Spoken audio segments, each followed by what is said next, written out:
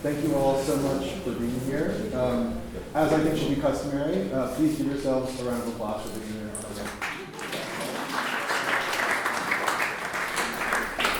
I'm thrilled for the talk that you're about to watch here. I want to give a little context for some background for the show to help kind of situate this talk. So this show is called Small Voice, and it's looking at the intersection of AI, instinct, intuition, and feelings. And as would be the case with a topic like that, you have to go in with a lot of questions. And one of the early studio visits I did was with Landon, who recommended a book to me called The Strange Order of Things by Antonio Damasio, which is an incredible book, and I strongly recommend that you, right after this talk, go out and buy that book and read it. But we're in this moment with artificial intelligence where the narrative understanding of the topic is determining what's actually happening with the technology and AI as a geopolitical system. And one claim among many that Antonio makes in this book is that we go about this backwards. We approach the topic of intelligence backwards because feelings underlie the way that we think about what our intelligence is. So when we work backwards from trying to understand what makes us humans special, but when we leave out feelings, we're leaving out the very basis for that understanding. So that was hugely informative for my thinking, and it's an object lesson in how wide-ranging Landon's voracious mind is in approaching these topics. And obviously, I'm standing inside his incredible installation, which gives you a little taste of what's to come. So that studio visit was this invigorating studio visit, took 3 hours, learned a ton just in that moment, and I've learned so much more in continuing to be in dialogue with it. One topic that is very important in Landon's work is remembering to prize beauty and the connection of beauty to these larger and possibly more abstract concepts like artificial intelligence. And it also turns out that Landon has been in dialogue with Stephen Fry, who you inevitably know from all of his film and TV work and much of his public intellectual and political work. But one thing that actually is very important for this is he's also a very early adopter of technologies. And so his thinking about technologies and the dialogue with Landon is something that I'm thrilled to witness. I'm getting out of breath talking about it. So I'm very thrilled to hand this over to them. First, I want to say a huge thank you to Honor Fraser Gallery, where you are currently sitting. A huge round of applause for Honor.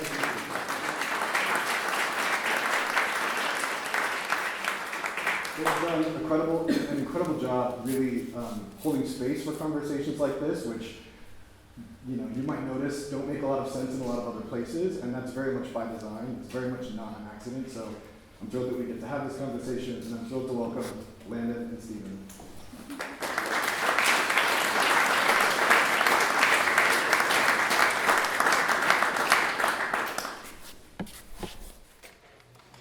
Thank you, Jesse. Thank you, Honor. Thank you, Trina.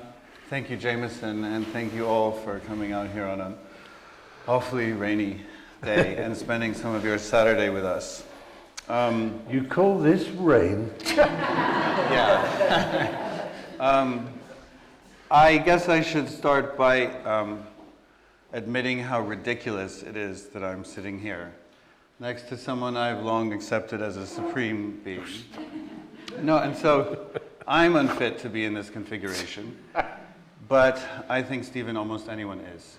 Stop. So a cosmic thanks for being here today. Our plan was not to have a plan, but I thought I should give some sort of introduction or something to chew on, or in this context, I suppose I should say a prompt. So I generated some thoughts. And I actually want to start with a trivial question, and that's whether AI will achieve consciousness, or artificial general intelligence, or AGI. And I really want to start with that question because I want to get it out of the way. I say it's a trivial question because I believe it's a trivial question, because to the extent that it means anything, it's already happened. We actually have a test case scenario. So I'm just going to leave that floating there, but I'd like us to sort of keep that in our minds as we think about how we got here. roughly 4.2 billion years ago, which is only about 300 million years after the Earth cooled, the first prokaryotic or unicellular life emerged. From that moment of biogenesis, it took another 1.5 billion years for one of those cells to envelop another and instead of consume it, begin to work together in symbiosis, the first multicellular life. In that instant, billions of years of research and development, of R&D, were incorporated to strive together, as the work of the great Lynn Margulies showed and has been pretty well confirmed. But then, we wait, and wait, and wait a really long time. It was 4.2 billion years, 4.2 billion years, of boring sliminess. Until only 530 million years ago, a detonation of diversity happens, and the first animals proliferate. The Cambrian explosion is truly remarkable in its scattering of form and function and R&D, and when you think about it, it makes total sense. As evolution splits the atom, it starts an arms race, and that arms race only speeds up. So that was 530 million years ago, which in these timescales is not, I guess we could say, so long. Mammals started scurrying around about 250 million years ago. Hominids appeared in Africa about 8 million years ago. Our first tool-making ancestor, Homo habilis, 2.5 million years ago. Homo sapiens, literally translating to knowledgeable man, although we should say knowledgeable person now, 300,000 years ago. Human language, 50,000 years. The printing press, 584 years ago. The Industrial Revolution, 260, the internet, 40. So what's absolutely astonishing to me is the incontrovertible speeding up with which these planet-shifting events occur. And each one of these events that I just mentioned is made, literally, of information. Excuse me. If we started the 13.7 billion year calendar of the universe at 12 a.m. on January 1st, as Carl Sagan wrote, it was not until May that the Milky Way formed. Other planetary systems may have appeared in June, July, and August, but our sun and Earth not until mid-September. Life arose soon after. We humans appear on the cosmic calendar so recently that our recorded history occupies only the last few seconds of the last minute of December 31st. Now, just when AGI emerged, and I did say that in the past tense, is a question that I think has already been answered. But I'm still going to be a tease with that. Evolution by natural selection is a mathematical structure. It's a sorting algorithm. And it happens because it can, but it also happens because it will, given a certain set of parameters. This is actually something I don't find this to be a cold or a sort of closed view, and I think it's rather beautiful, and that's a criticism that Darwin tried to preempt in the latter passages of On the Origin of Species when he wrote one of my favorite quotes. There is grandeur in this view of life, with its several powers having been originally breathed into a few forms or into one, and that whilst this planet has gone cycling on according to the fixed law of gravity, from so simple a beginning, endless forms most beautiful and most wonderful have been and are being evolved. I am an AGI. I descended from other artificers, other agents, if you will, made up of strands of non-living code contained within wet cells, working together to propagate, even though not a single one of those cells knows who I am or who I think myself to be. But I still like to think that I'm conscious. So, whether or not one thinks it's for better or worse, we did descend from agents who, with their intelligence, problem solving, and tool making, came to dominate the biomass on this planet. I think we should now also recognize the atmosphere. In my opinion, the notion that this will not happen again because there's something magical about non-living code contained within wet cells is incredibly solipsistic. And I think it's vital to realize that evolution itself is substrate neutral.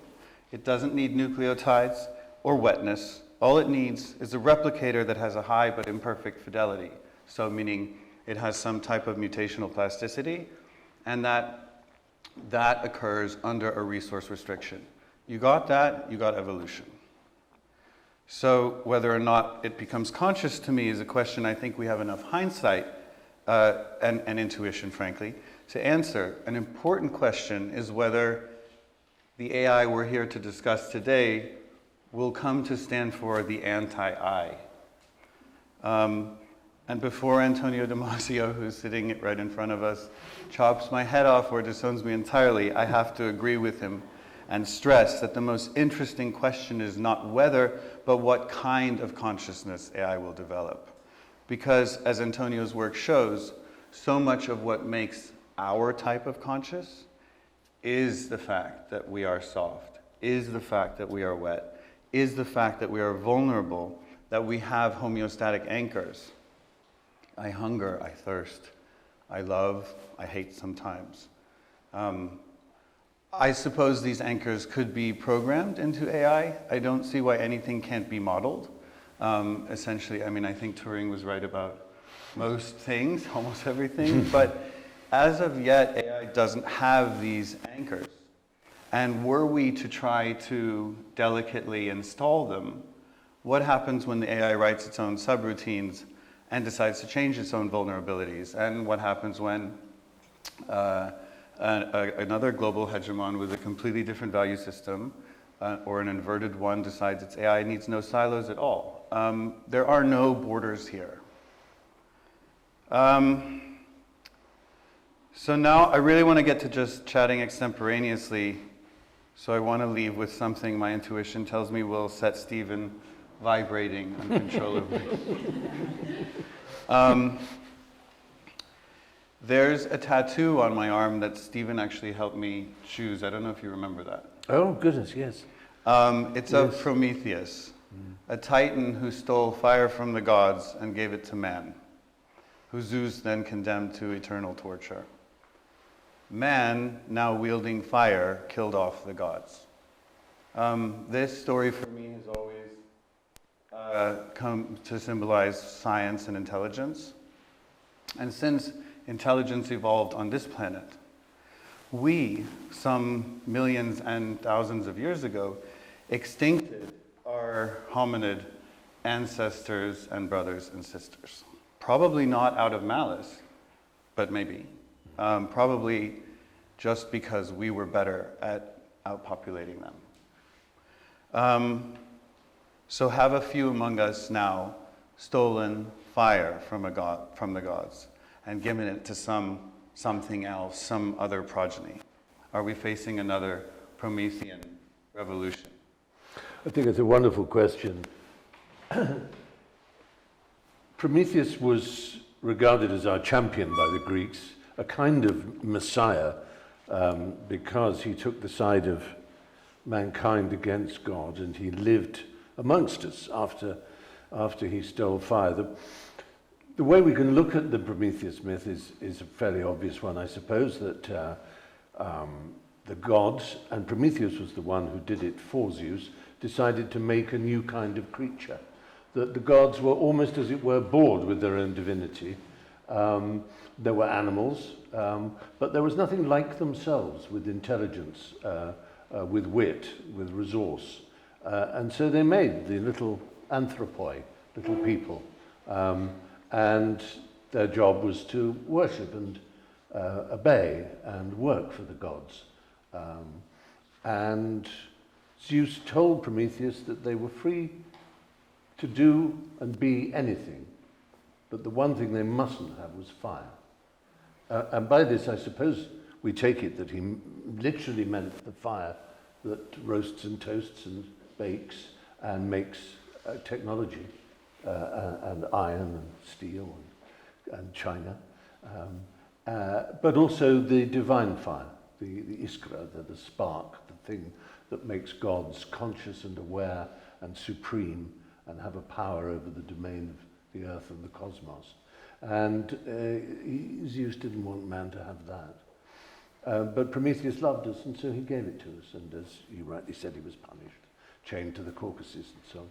Now, that's a perfectly good creation story, and a lot of people, I think, instinctively preferred it to the Christian one, which is one of guilt and embarrassment and apology, where we do have to apologize to God for having committed the egregious crime of being born, which is an unforgivable thing in the Judeo-Christian system, in which most of us were born, I think. And that guilt and that apology was something that we carried with us through, certainly in the West, through the ecclesiastical era, the Aristotelian ecclesiastical era, right up to the date you mentioned, really, 1450, and Gutenberg and printing and the slow build of the Age of Reason and the Enlightenment and so on. And it's very interesting that as the Enlightenment reached its climax, Prometheus became the subject for the great artists. Within 2 months of each other, Beethoven had written The Creatures of Prometheus, a marvelous work, a mixture of a ballet and an orchestral suite. Because he, is like so many of the Romantics, saw Prometheus as the symbol of man's independence from the gods and man's refusal to be told what to do. We have our own fire. We don't need the gods. In that sense, Zeus was right. If you give man fire, they won't need the gods. And Shelley wrote Prometheus Unbound, in which Prometheus has a dialogue with Zeus as Jupiter, in fact. And more famously, his wife, Mary Shelley, wrote Frankenstein, whose subtitle, you'll remember, is A Modern Prometheus, about the creation of a new form of life and giving it a spark. And then it was almost sort of forgotten as a great story, but now it is supremely important to us again, because there is this feeling, as you say, that there's a cycle. That this happened once, there were gods, they ruled everything, they made the mistake of making little creatures, and the little creatures took on a life of their own and usurped the gods. And that's now what we're frightened of. We've made little creatures, computers, and the computers will fuse with something we call AI and various other technologies that are in a kind of tsunami, a confluence of technologies is building. I like to think of the human family as sitting on a beach, facing away from the sea, playing cricket if they're English, whatever you play in America on the beach, baseball, I guess, or something, and bucket and spade, and behind them this tsunami is coming. And it's a tsunami made up not just of AI, not just of computing, but of robotics and nanomaterials and bioaugmentation and brain-machine interfacing and gene editing and astonishing quantum mechanics, of course, and astonishing powerful technologies, all conjoining. And we're sitting playing our beach cricket, sort of occasionally saying, there's a big thing behind us, isn't there? Let's not look at it. Let's not. Because we are the gods on Olympus, having given away fire, or we think we might have given away fire.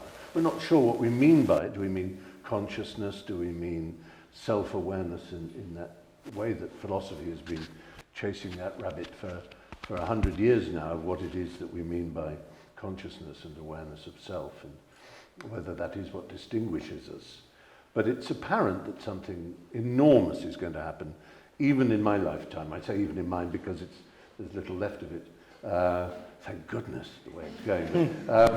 But I hope to be able to see, as I'm carried out on my Viking boat in flames into the sea, I hope I will see what it is that's going to happen. But it is that familiar exponential curve that has turned into this gigantic line upwards, and the speed at which it's happening means that, of course, AGI, if you want, I mean, artificial intelligence is the wrong term, isn't it? It's just not what we have. What we have is machines that, thanks to Moore's law and various other things, have speeded up electronics and have allowed processing power of enormous strength and complexity and storage, and some very clever ways of uniting and that information.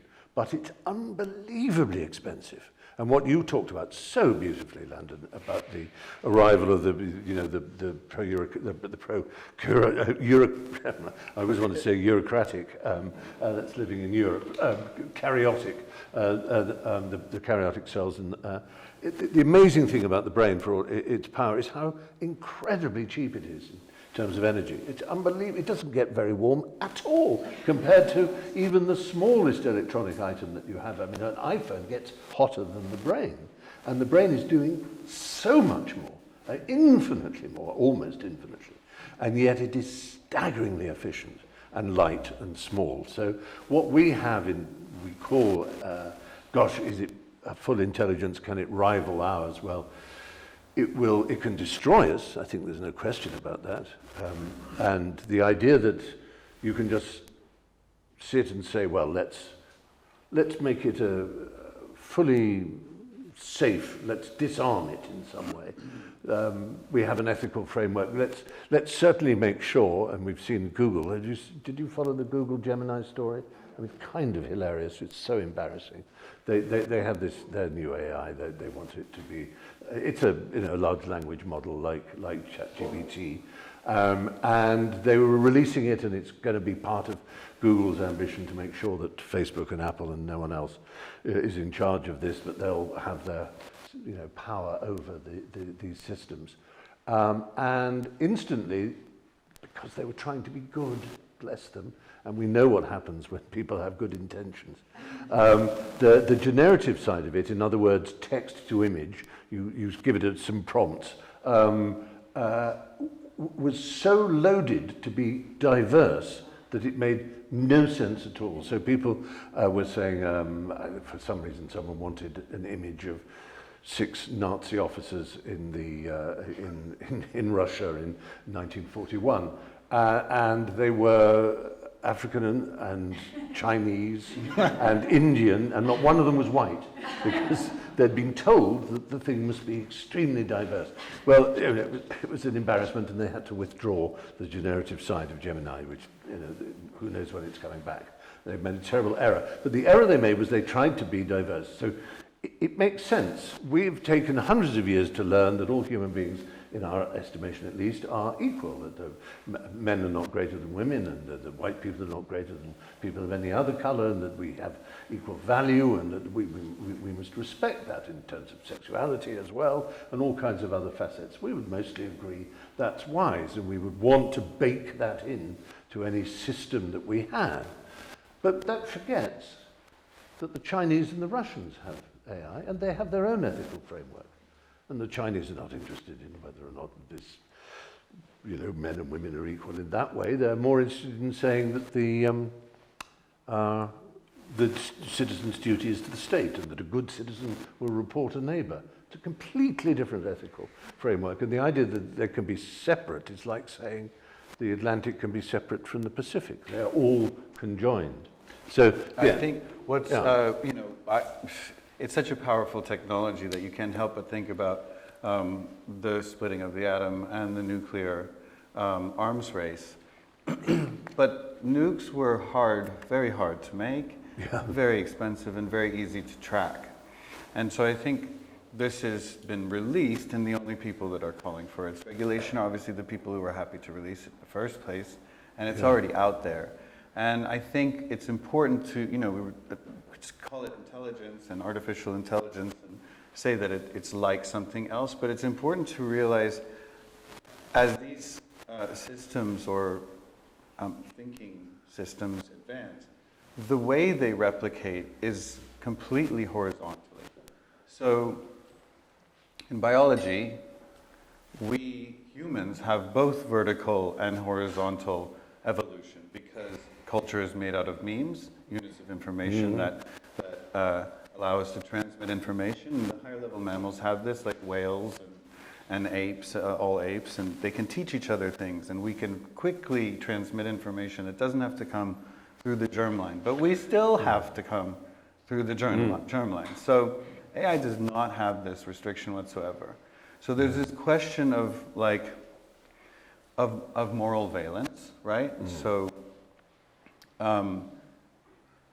technology isn't morally valent, but when the technology becomes an agent, then it's drawing all these questions in. Yes, yes, yes. And in that sense, you're absolutely right. I mean, Gutenberg's printing press can print the sonnets of Shakespeare one day and the next day can print Mein Kampf.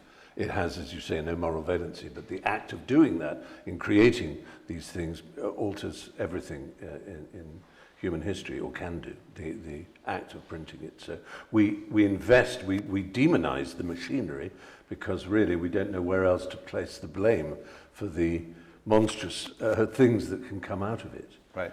We haven't quite created them, and the machines haven't quite created them, but somehow that mixture of moral innocence that these machines have, plus the damage they're capable of doing, can create something that we cannot control. But I wonder about, for example, what we expect, what we think we want this technology to do for us. At the moment, it is extraordinary how vain and foolish the things that AI produces are. I mean, they really are silly, aren't they? They are just like a little automatic writing, you know, those little pentagraphs or something. Oh, look, it's made this.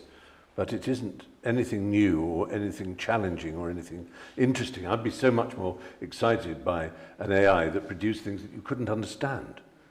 And you would say, oh, this is going to take me 3 years to unpick this. Because then you think, that really is intelligent, in the same way as if, you know, when you're 17 and someone tells you have to read Hegel. You go, oh my God. Have you ever tried to read Hegel? I mean, No. you probably managed, but it's terribly difficult, because it is a very strong intelligence that comes from a place you've never inhabited yourself, and it takes you a long time to unpick it. But AI is going out of its way to be simplistic and naive and very, very uninteresting intellectually, isn't it? I think so, and I think that's something that's interesting to bring up in the concept of the show, because right now AI can be a great tool for artists, but it's the artist, right? So it's like, we have a lot of wonderful examples of that in this show, and I don't think AI will really be able to create transformative art itself until it has a self. Right. Because, you know, the novelty or the spark of the vision, I kind of think this is something that's really tied to experience and consciousness desire. and you have to want emotion. something. You have to want something, don't you? I mean, it's like, as Julian will say, as any actor, and others in here, I'm sure, the first question you ask is what does this character want at this? Why is he saying this line? What does he want? And why would an AI want to produce a piece of art? It's one thing to be told to, but the big question about intelligence is decision making, the desire to make a decision, and to make a decision that alters everything, that comes from yourself. I'm going to do this. And for whatever we may think about free will, or it works in a model of itself, at least, that we have it. But if I look at this board here, this is human beings desperately yearning to understand something and to put it into a language that coheres and maybe expresses something of the truth of the world outside. And the day an AI starts to do that would be extraordinary. It's not set the task of doing it, but it wants to. It has a need to ask a question. Right. And science fiction writers have known this for years, haven't they? I mean, it's what Hal does, it's what Data does in Star Trek The Next Generation. Yeah. It's kind of a cliche of science fiction that the robot suddenly wants to know. Yeah, I try and explain, especially with this piece, that a lot of times people see just this mere calculation. And it's just, of course, you can code for instinct, you can code for calculation, but this is a lot of intuition. This is like experiential knowledge. I feel like it should fit together like this. Let me see if I can get there. That's a very human thing. Yeah. The Kipling, of all people, wrote a poem called The Conundrum of the Workshop, which is like a reinterpretation of Genesis. And the serpent, instead of giving Eve the apple, Adam and Eve made a drawing in the sand, and the serpent looks at it and then says the words that set mankind onto a track of disaster. He says, "It's pretty, but is it art?" And that is the end line of each of the verses, each stanza of his poem, The Conundrum of the Workshop. And it's like a lot of Dickens, a lot of Kipling. You think he's a bit of an ass and an imperialist, but he was actually sometimes quite astonishingly perceptive. And that we have within us not only the desire to ask the questions, the need, the burning need to have questions answered, which is where it all begins. The children in the cave, as it were, say, why does that mountain make a noise sometimes? Why do the leaves shake? Why does the water drop? Why this? And every time we don't understand, we call it a god, and then the god disappears when we destroy the god by explaining it. We explain away everything, or we call it explaining away. We should call it explaining it to us, hugging it to us. But each god disappears as its power, its superpower is explained. And we have this need. But we also have a need for it to be something more than just explaining away. We want it to be beautiful. We want it to be art. It's pretty, but is it art? And here we have explorations that are, because they're incredibly intelligent and knowledgeable, but they are also very beautiful. I mean, this is what I've stood and engaged with this for a long time, and I would love to break in at night and spend the whole evening with this object on its own. And it expresses all kinds of ideas, and this too, and that but their beauty is not incidental. It can't be to you, can it, surely? No, of course it's not. I have a very strong, well, maybe this is taboo, but this whole argument about the location of beauty and its geography, like ancient Plato and Aristotle placed beauty outside the observer as an actual quality of the external world, and it wasn't until human Kant that the geography of beauty changed to be inside the person, to be in the eye of the beholder. They said, no, it can't be anything out there, it has to be in here. But the moral law within are codependent. Yeah. Yes. There has to be a certain amount of order and complexity, and it has to be the right kind, by the way. It can't just be complete chaos. And the geography of beauty in the external world isn't flat. If it was flat, we wouldn't find anything beauty or ugly or interesting or anything at all. It would just be completely boring, right? So there's a great deal of overlap in what we find beautiful, which tends to track with the constants of the universe, or slightly broken symmetries, which is actually how our universe exists, right? The physical laws might be perfectly symmetrical, but our universe exists in a slightly broken, symmetrical state. And that's why I think, this is my sort of hobby horse. I'm not a scientist, but I think we find you do a very good impression of one. Not like a perfect square on a wall is just boring. But if it's Terrell, it's the gap between the slight, or like this, like the Agnes Martin or the Donald Judd, achieves perfection only at its disturbance. The Greeks called it entasis. There's no straight line in the Parthenon, right. all that. Well, interestingly, you can correct me about this, but I thought, so this whole idea of essentialism and the perfection of form being what was beautiful, well, how did they know? Because they never saw anything that was perfect. It's because everything in real life isn't perfect. That was sort of the point. They had a sense, and I think the nature of the Greek civilization first, and it's something we've inherited, but more than any other, is this peculiar sense that had never really existed in the world before, as far as we know, or that things should progress. They should get better, that they should work towards a state that you might call perfection. And they could look across the Mediterranean at the Egyptian civilization that for 5,000 or 6,000 years had never tried to improve itself. So this is how we do a pylon, this is how we do a pyramid. They are what we do. And you have to be an Egyptologist to tell the difference in the styles that are 3,000 years apart. Now, ever since the Greeks, we've got faster and faster new styles. And the Greek myths are about characters who stretch, who try, and who just fail, who fly too near to the sun, or like Phaeton, they take the carriage of the sun, and like Bellerophon, they fly Pegasus up onto Olympus and are struck down. That there's this constant effort on the part of mankind to stretch forward and to kill the father and improve on the father. Indeed, the Greek myths began with Uranos being killed by Kronos and Kronos being killed by his son Zeus. And this whole thing is the father is killed by the son who improves. The world has to be better. And the Greeks seem to be the first people to express this idea. And by the time you get to 5th century Athens, and then Aristotle and Plato, and Plato's idea of paradigms, these perfect forms existing, as you say, outside nature, is that you can say it's a practical idea that we can all share, that somewhere there is a perfect flask like this, or somewhere there is a perfect painting. I will never achieve it, but I move towards it. It is the journey towards it, as Robert Browning's great line, that a man's reach should exceed his grasp, or what's a heaven for?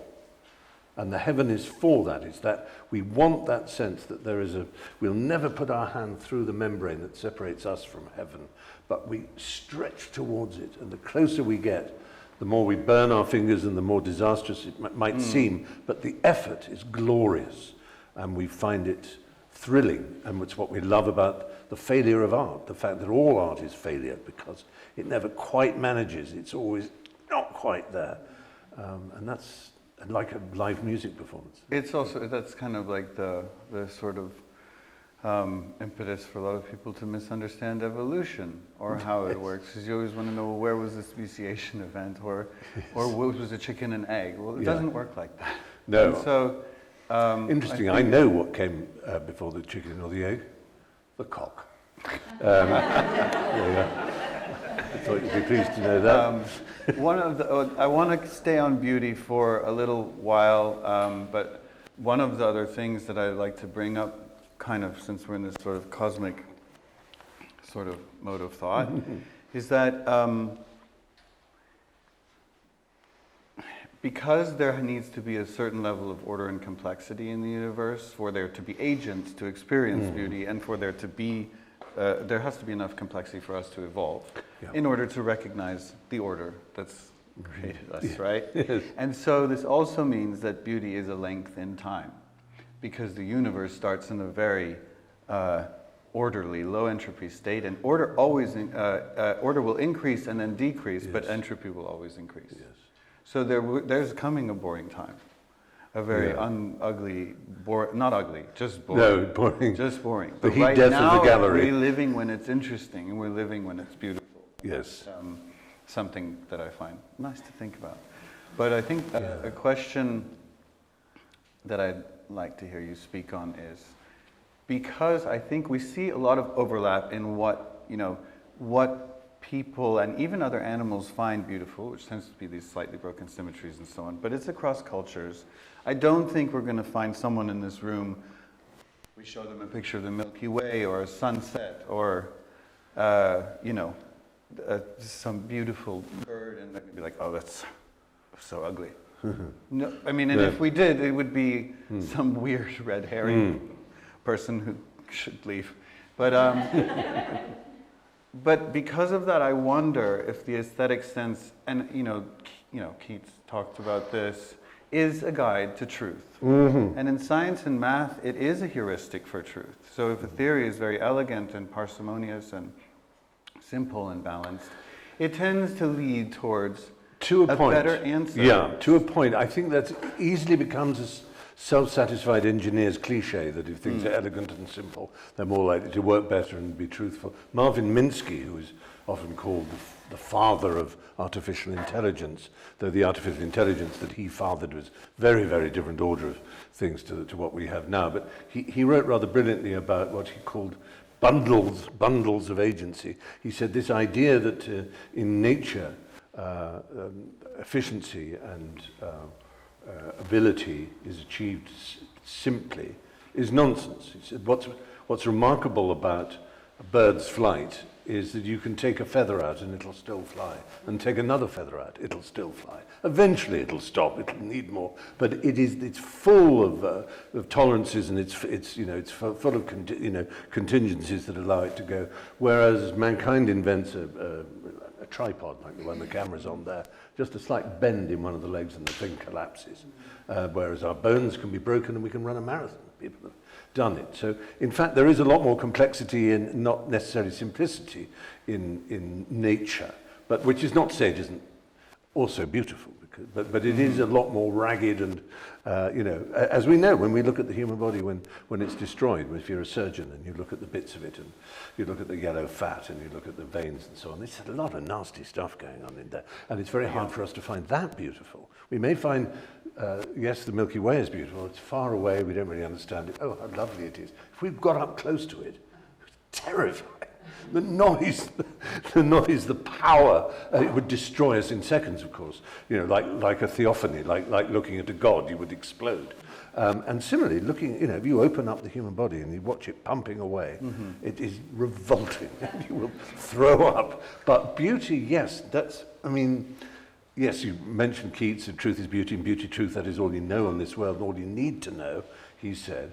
But Oscar Wilde, who was, perhaps the first public aesthetician, for whom beauty was a moral force, it's very easily misunderstood that the Wilde generation were sort of camp peacocks who merely said things were, oh, how utterly utter everything was.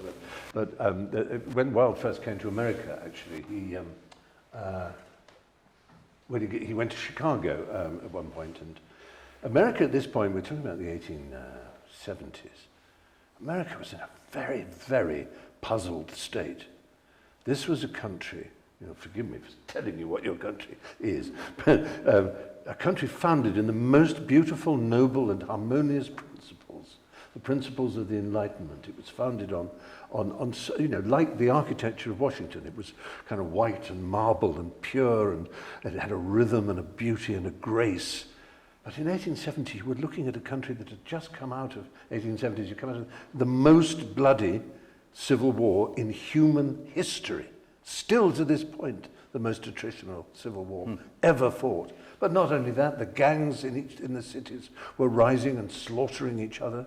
The Indian tribes were being slaughtered and had been thrown smallpox blankets to destroy them. There was nothing but blood and destruction. And intelligent Americans were puzzled, naturally. Why is this country founded on such dreams of hope, weltering in blood? And they asked Oscar. He was a public intellectual, and he had arrived in America, and he said, well, it's very simple. Your wallpaper is so ugly. And like you, they laughed. But he actually, what he's really saying is, if you are born into a society where, like all human beings, you look out of the window at nature, and every single thing you see is unconditionally beautiful, whether it's deserts or ice flows, or whether it's mountains and lakes, everything that is in the given state into which we are born is fantastically lovely. And then the things that we, our species, make, we stamp out cheap tin trays and awful, ghastly things that have no merit and beauty, no workmanship, no love inside them at all. Then Wilde's point is you grow up with no stake in that, no belief in your own species, if you like. We are not a species that makes lovely things and that is filled with love. And so you have an attitude that results in the mixtures of guilt and self-hatred that are the principal fuels for violence in a country or in a species. And I think that's that's one of the points he made. If it isn't beautiful, and it's a sort of reworking of Keats, if it isn't beautiful, then it is destructive. It is more than just it isn't a nice ornament. But if it's not beautiful, then it's doing harm. Ugliness is doing harm. And then other writers and artists obviously felt that too, and the Industrial Revolution was a big, the smoke and filth of it. Again, it's the technology and the science that opens up the truth. And you can talk, as you do, so beautifully about the things of, about everything from the cosmos at the widest level to the inside of our cells and into the inside of particles and how beautiful they are. But if that science leads us to be ugly, leads us to scar the earth and destroy the earth and reduce its capacity for self-generation, which is what we're doing even now as we speak, as we know, with the climate crisis and everything else in its train, then the beauties of science are compromised and the beauties of our thinking are compromised, and that what we're doing with all this intelligence and all this greatness of insight and this power we have to create models and explanations of the amazing things around us, some other impulse in us uglifies it and ruins it and ruins everything. And we are left with being, is it this awful guilt that we are white middle-class people who can come to an art gallery and celebrate beauty, but actually the rest of the world, meanwhile, is burning in ugliness. And does that make us actually feel a little bit ashamed of the fact that we just cluster in small groups who've read the right books and can say the right things, but are doing nothing to help?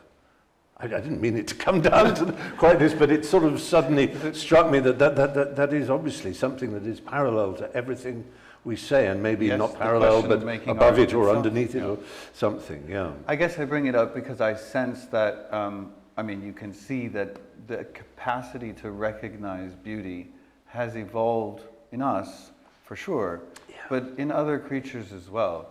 And there's two ways that you can think about that. And one is that it's some sort of Stephen Jay Gouldian spandrel, that it's a byproduct of some other capacity that we evolved that was useful, and beauty is just tickling our brain. Yeah. And I think if that's the case, then it's kind of trivial.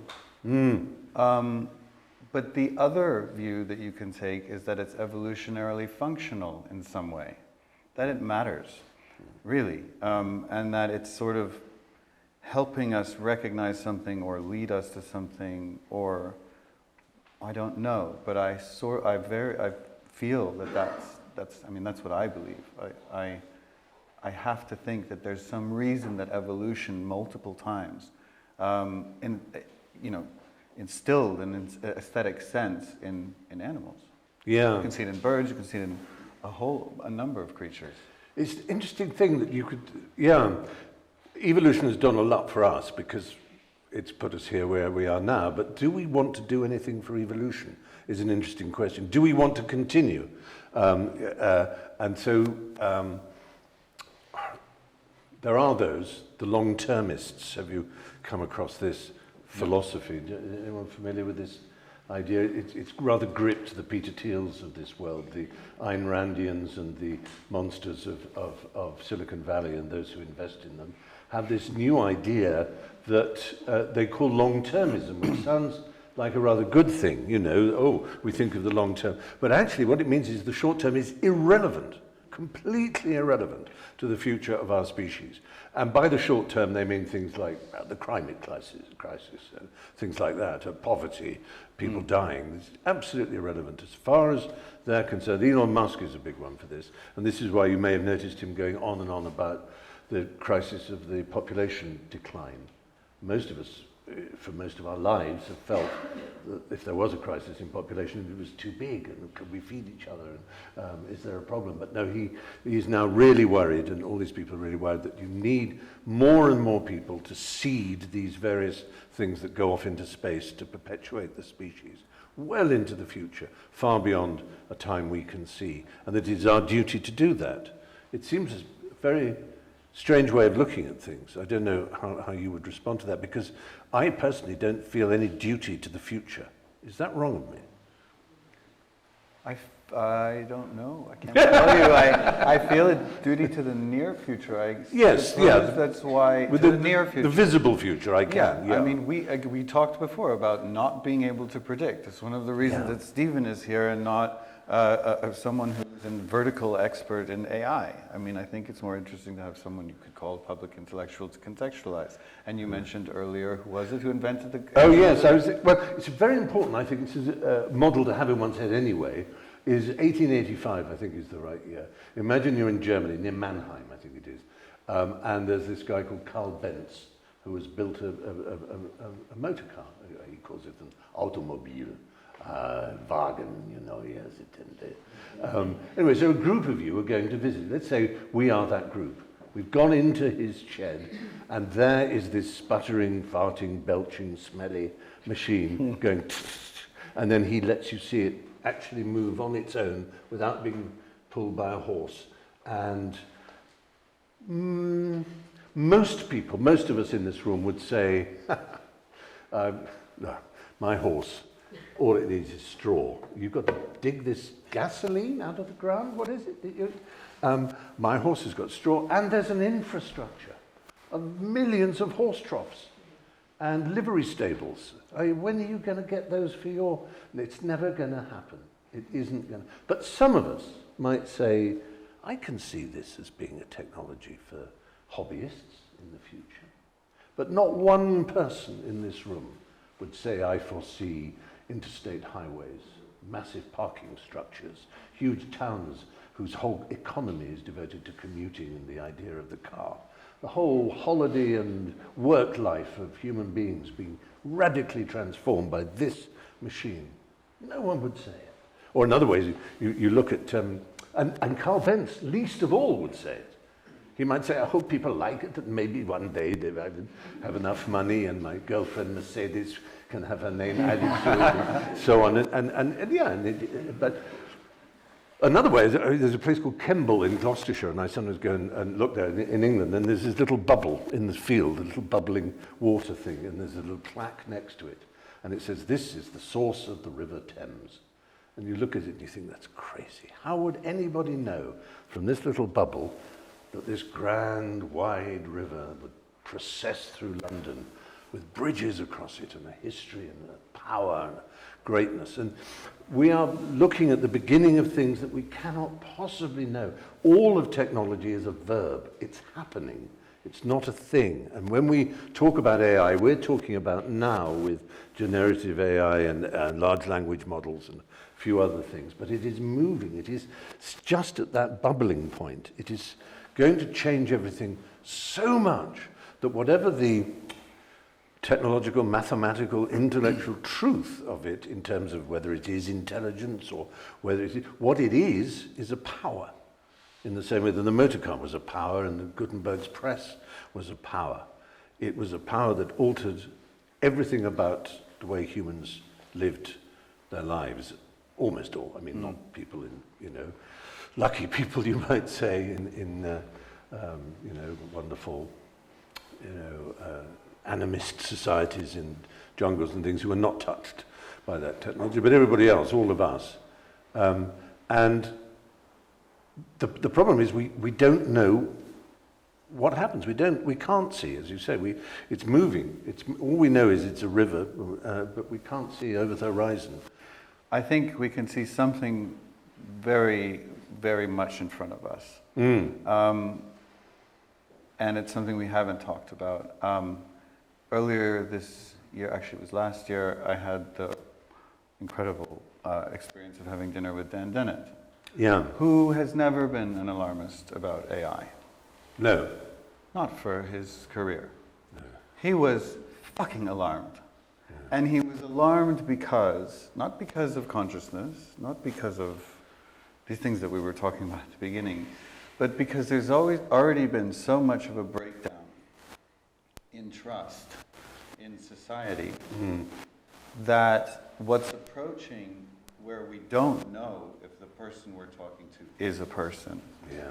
If we don't know the colleague we have isn't real, or the bank that you're investing in because it has multiple websites actually doesn't exist. this is the incredibly dangerous thing.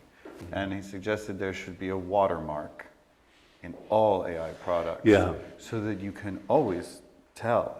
But then again, you got the people who aren't going to do that, right? Yeah. So it's hearing that alarmed me. Yeah, from him. He's right, and it's interesting that he, a bit like Einstein, his absolute passion is to be in a sailboat, where the only thing that is powering you is wind. You're not even using the wind up. Yeah. You're not using any. You're just letting go of everything complex and letting the wind blow you on the surf. It's quite revealing, that, I think, about Dan, isn't it? And about Einstein, I suppose.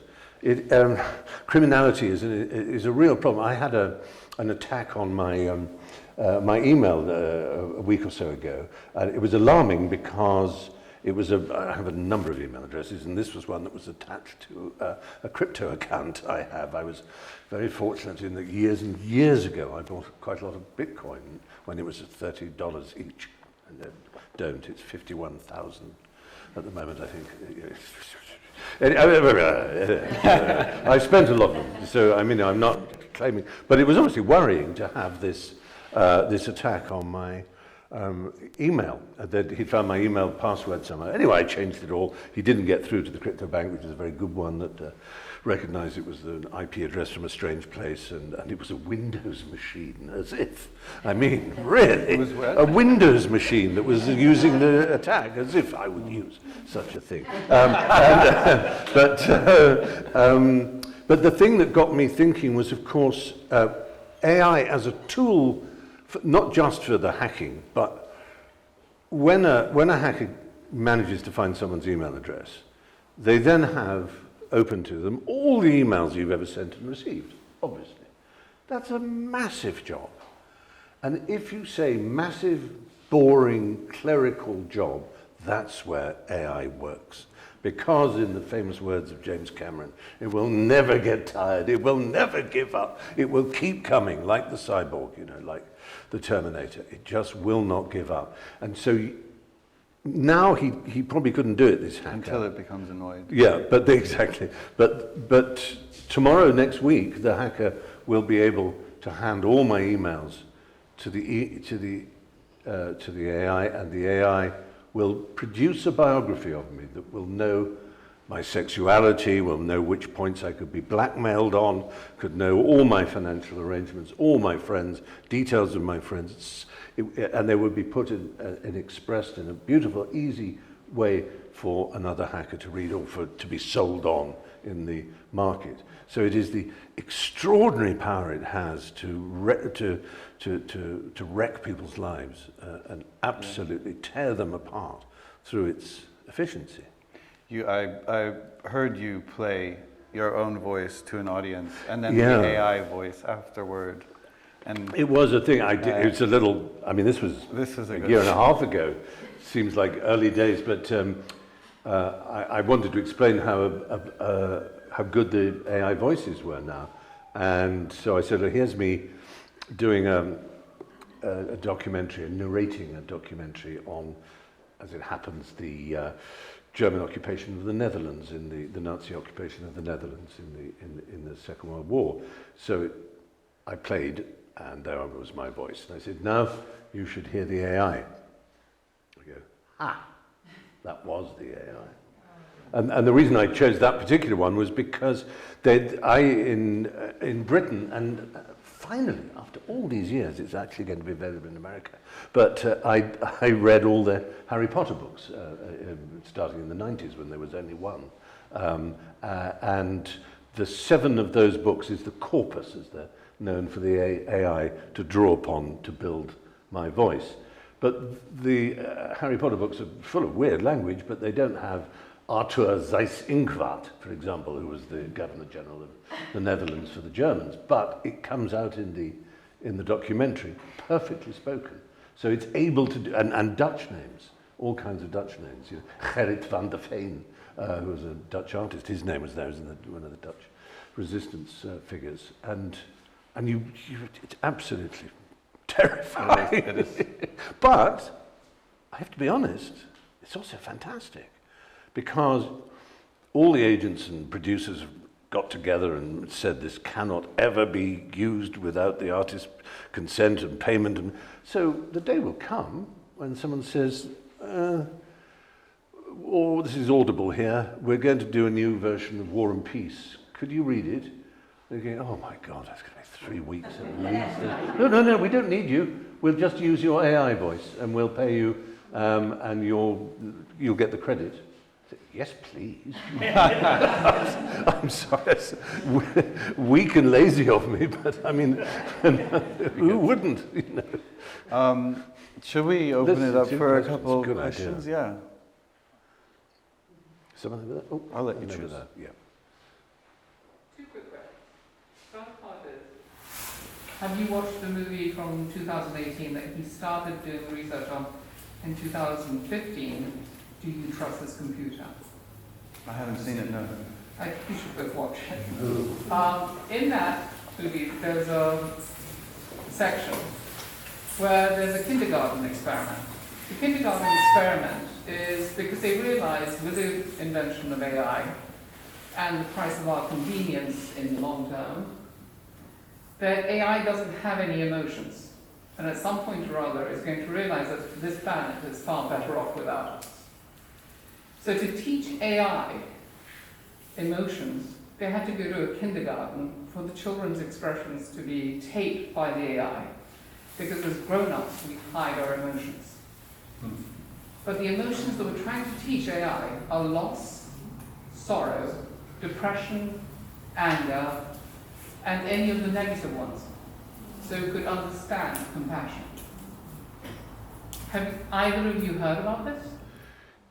I've heard that there are, I mean, yes, it is a peculiar thing because I've worked with charities because I have a nephew who's very severely on the autistic spectrum, and there are charities that spend a lot of time teaching those neurodiverse children who don't read cues either, emotional cues in adults and in other children of their own age. So it's not the first time this has been undertaken, and it is an interesting experiment as to, as you say, whether you take a negative emotion or a positive one.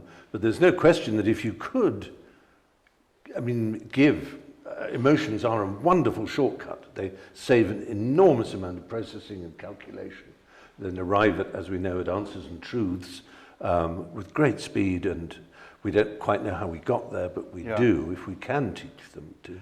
I do think in this case, though, I think that Antonio's work is key here, because I do think in this case, a programmed response, you'd basically be programming an instinct or some kind of response, which is just the program running. I don't think that's the conscious want or compassion. It might be programmed compassion. I do think in this case, it's kind of like I've always found this, the zombie Zimbo sort of idea in philosophy of like, well, how do I know if it's a perfect robot that does everything and passes the Turing test, and I ask you and it laughs and it's conscious and it seems conscious, but how do I know that it's conscious because it is a machine? I think that's a little bit of a silly experiment, because if it is essentially doing all of those things, then it is. But I think in this case, I think there's a barrier because it has no feeling. Yeah. Right? So I wonder because feeling. Because you can do it the other way around. A human being through some trauma, apoplexy or stroke or something, can lose a particular emotion, can lose a particular facility, a particular feeling, and it's gone. They don't stop being human. We don't now say, you're no longer a human. Oh, no. So, of course not. So these things are switchable on and off, much as we might like to think. They started with it because of our systems, right? Yes. We're just a collection of wet robots. But the tests we pass, whether it's the Turing test or the theory of mind, we are used to assuming that they are the ultimate proof of our sort of sentient selves, aren't we? I think now. I heard Dan say we need an anti-Turing test now. Yes. And I think Pinker said that he considers it a stupid question because it's already been. Yeah. It's not a good test now anymore. No. Because we're pretty way past that. Past it. So. There was over there. Yep. Thanks so much. I wanted to ask if you could reflect a little bit on what you think the role of storytelling and myths could be in this time that we're in now. Both reflecting on your writing on Greek mythology, but also on this analogy of people on the beach that are facing away from the tsunami, and also what you're saying, not how you phrase it, but something about not feeling responsible for the future, and the fact that there's so much about AI that not even people that build these things understand about. And it seems like we have the story of science, at least astrophysicists talk about as stories, but that we all accept that they're stories, people understand them, but none of us, I don't understand anything about how these AI things work. So I was wondering if you could reflect upon if there's some role of stories and storytelling other than science that could play a role in the time that we live in now, and if there's any dangers with that, with the religious connotations, or because it seems like we're struggling to find ways to describe it and therefore adopt this rearview mirror position. It's a very good point, and it is an odd thing about us as a species, as an intelligent species, that we find it easier to understand many complex things when they are turned into a story than when they are given out as discrete individual facts that are particular explanations of what that thing is. We would much rather hear the story and hold that in our minds. You could easily imagine a species where the opposite was true, where they'd be completely confused by a story that took the facts out of their real sphere and placed them somewhere else as a parallel, as an analogy, an analogue, as it were. But it's certainly true, I think, isn't it, that stories inspire us and make us, allow us to remember and to assimilate. There's something really interesting there that I actually think is reflected even like in math and science and human understanding. And it is the fact, I think that, I sort of see metaphor as a form of compression for higher level thinking, right? So Shakespeare says Juliet is the sun. Mm-hmm. Well, none of you, I don't care what language you speak, think that he means that she's a glowing ball of high radioactive hydrogen and helium, but you understand paragraphs about what he means by him saying literally something wrong. Mm. And there's this sort of principle in science, and I think this is true in art and understanding as well, that the finer you go, the more precise you go, the less meaning, the less understanding. So you have to zoom out and coarse grain to get meaning. It's like being zoomed in on one pebble on a beach. You don't know where you are. Mm. And you zoom out and you still, okay, I'm on a beach. And you zoom out and you're like, oh, okay, we're like in a desert area, and then it's California or something like that, you know? Yeah. But I think this principle is really important because I think stories are what move people. Yeah. And when, for instance, Carl Sagan was famous for the golden record, all the people at JPL who built the thing that made all of these discoveries, the most successful scientific mission, I think, still in terms of new knowledge to date, were so pissed off because everyone was talking about the record. Yeah. I just will recount one other thing. When I first started, I had a curator walk through and ask me if I wanted to talk about these things, why didn't I just write a textbook? Mm. And I liked this person, but I thought, this is a stupid question. Mm. There are stupid questions. And this is a stupid question because you wouldn't ask that about any other discourse. Yeah. And what could be more worthy of art than origins, right? It's also, how it started. I think it's so interesting what you say, and but your point about Juliet as the sun, yes, we think that there's a poetic image, there's a metaphor, and there's a poet using it, but we ignore the fact that every time we open our mouths, we are being exactly as metaphorical as Shakespeare, but we just don't know it. Mm-hmm. When we talk about an isolated fact, we are saying it's a fact on an island. Isola is a word meaning island. That's one form. So we're using metaphors like that. But then you go deeper down. Julian Jaynes, you familiar with? He wrote a book which is It's very embarrassing to say its title because it's the most pretentious title ever written, but it's a very good book. It's called The Origin of Consciousness in the Breakdown of the Bicameral Mind.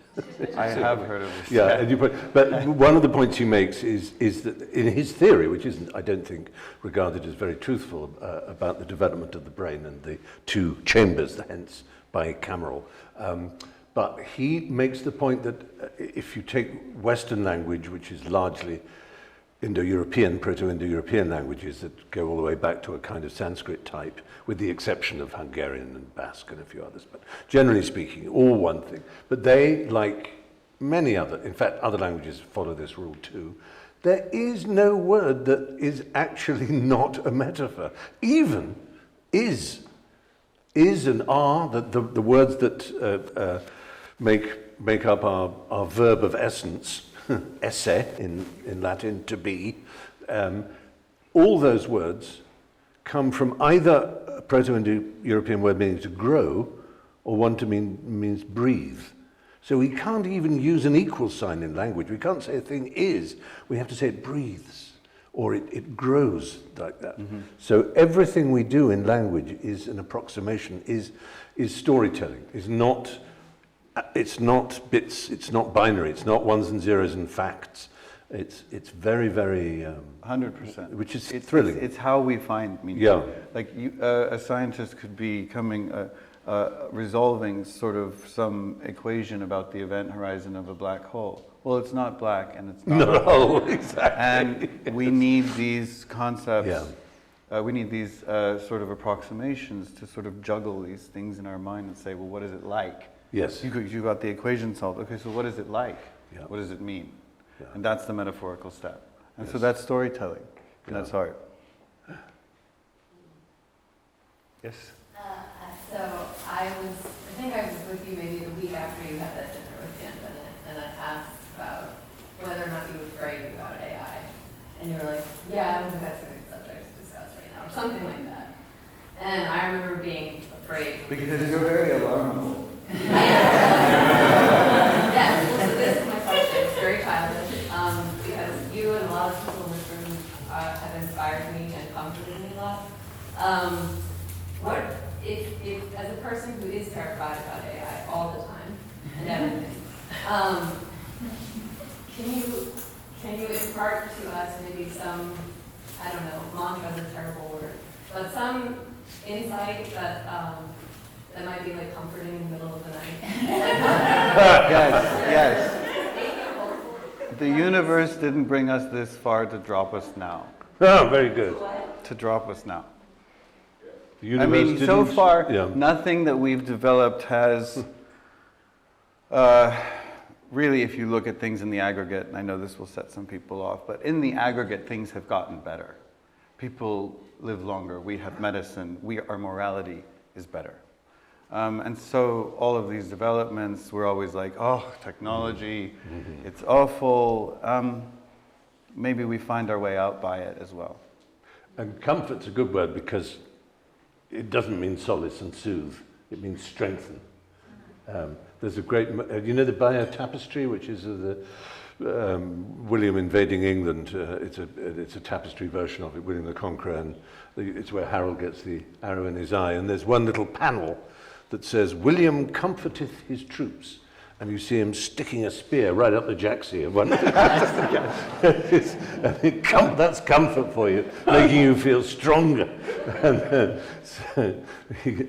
But yes, I mean, that is such an important point, and it's true of all our crises. It may be that to some extent technology got us into the climate crisis, and it certainly would have got us into any AI crisis that comes, but nothing else will get us out of it. We won't get out of the AI crisis by going off-grid and using,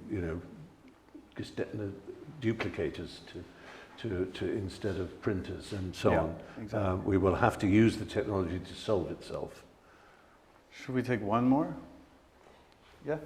Well, thank you so much. That was such a generous and beautiful conversation. My question sort of came to my mind at the end of your talk, where there was another bundle of gems from you, and it started, Stephen, with you talking about the automobile and the sort of what if of not being able to imagine what that would culturally become. And I thought about the writer Fred Richin, and he was writing about Web 2.0, and he used the analogy of the automobile, saying, well, what if human beings had a set of criteria for automobiles that they had to be sustainable or not reduce all of our resources? And I was also taking what you were saying about, I mean, in effect, which is part of the mantra of the environmental movement, which is none of us are experts on the future, and it's beyond vertical expertise. What are we going to do about this? And so I was really interested in the idea of, instead of thinking, well, what if we made cars sustainable? What if we made AI a remediative tool? I think it will be all sorts of tools. Yeah, we can try, but as it gets more and more advanced, there will be a spark, if people are already doing this, right, where it's allowed to write its own novel subroutines. So like there will be some biogenesis, technogenesis, let's call it, moment where something happens where it's done so in a way that can start to model systems that kind of make it an agent. It's self-reflective, in other words. I fully believe that's coming. And so you get that multiple times or one, or, you know, and you can't control it. I don't think you can really control it now, probably, but no, I just don't think there are borders to contain this kind of thing. And I think it's so opaque. It will become so opaque to us and so inscrutable. The self sort of development that it's doing, that we won't even know, and we won't be able to tell. So that's my opinion. Yes, I remember discovering a book of my father's that when he was a boy, it was produced, I guess, in the 40s, maybe the late 30s, when one of the great discoveries of the world was the DC motor, an electric motor. And this book, The Boy's Wonder Book of Science, I think it was called, and in the middle there was this beautiful picture of a house of the 1960s, a house of the future, in which there was a big electric motor at the top of the house in the attic, and belts driving washing machines and music players and all kinds of devices, because it was saying we're going to have to get electric motor literate, because it's one of the most important technologies in the world. If you ask most people, they're not even vaguely aware that there is such a thing as an electric motor, or if there is, that it's extraordinary. Because actually you didn't need a big one at the top. What happened is every single machine we have in our house is filled with electric motors that we don't have to be literate about, that run everything, including, you know, CD players, if we still use them. And the reverse of it generates all our electricity. And it generates the electricity as well. And it's just an yeah, it's exactly. So we did, as you say, they disappear. They are so opaque, they just disappear. But I think the main problem, really, is you were saying, could we have developed a car, and should we be doing this? The real problem we have at the moment is there is no we. The human beings have never been so shatteringly dissipated and different. And we have gone back to a Tower of Babel period where I don't feel I am any more the same species as Elon Musk as I am a musk ox. And he would feel the same about me, and you would feel, there's no us. And maybe, if one wanted to end with a note of hope, we would say that in this fantastic nexus of technology, intellect, and art that Landon represents better than anybody I know, it may be that's where you find an us. You find an us using art to express the commonality of the human experience and the hope of the fusing of human hearts and minds in the future, because that is what will solve it, when we'll be able to say, now there's an us. I used to believe that it was when the Martians came, because the whole human race would then go, oh, we have a common enemy. We are finally all brothers and sisters. But now I think you'd have people denying. No. I think you'd have one party denying there were actual Martians. And then, one of them would be selling themselves to the Martians. Yeah, exactly. Thank you, Stephen. Oh, thank thank you. you, everyone.